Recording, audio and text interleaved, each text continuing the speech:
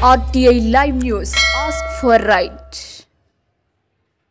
నమస్తే welcome to RTI Live News. నారాయణ ఖేడ్లో 76వ భారత రాజ్యాంగ దినోత్సవాన్ని బుధవారం ఘనంగా నిర్వహించారు. ఈ సందర్భంగా స్థానిక బాబా ఫంక్షన్ హాల్లో జరిగిన సభలో MIM అధ్యక్షుడు న్యాయవాది మోహిత్ పటేల్ పాల్గొని మాట్లాడారు. భారత రాజ్యాంగ శిల్పి డాక్టర్ బిఆర్ అంబేద్కర్ దేశ ప్రజలకు సమాన హక్కులు, న్యాయం, స్వేచ్ఛ, సమానత్వం వంటి విలువలను అందించిన గొప్ప మహోన్నత వ్యక్తిని ఆయన కొనియాడారు.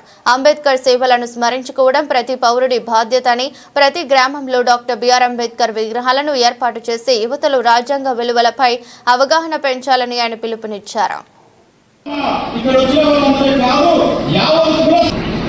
మోహిత్ పటేల్ గారు అడ్వకేట్, మన MIM నాయకులు, మైనార్టీ సోదరులు కూడా 2 నిమిషాలు మాట్లాడవలసింది కోరుతున్నాం.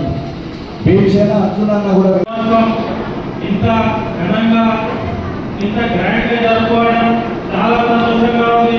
దీంట్లో పాల్గొనడం నాకు కూడా చాలా సంతోషంగా ఉంది. ఒకసారి ఇక్కడ నారాయణఖేడ్ నుంచి ఈత వేస్తుంటే కొంచెం రాజకీయ అవగాహన లేని మా ఫ్రెండ్, మా దోస్తు ఒక ప్రశ్న అడిగిండు. ఏ ఊరికి వెళ్ళినా, ఏ గ్రామానికి వెళ్ళినా ఎందుకు బాబాసాహెబ్ అంబేద్కర్ విగ్రహాలు ఉంటాయని అడిగిండు. నేను ఆయనకి చెప్పిన సమాధానం ఏంటంటే, ఆ గ్రామానికి, ఆ తాలూకాకి, ఆ జిల్లాకి, ఆ రాష్ట్రానికి, ఈ దేశానికి వెలుగులు తెచ్చిన బాబాసాహెబ్ అంబేద్కర్ విగ్రహం ప్రతి ఒక్క ఊళ్ళో, ప్రతి ఒక్క తాలూకాలో, ప్రతి ఒక్క జిల్లాలో, ప్రతి ఒక్క రాష్ట్రంలో, ప్రతి ఒక్క దేశంలో ఉంటుంది.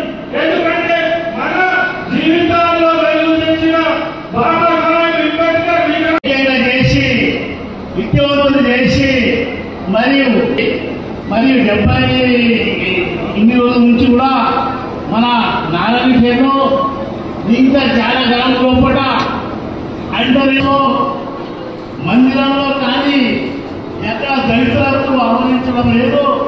ఎన్ని చట్టాలు వచ్చినా ఏమొచ్చినా ఈ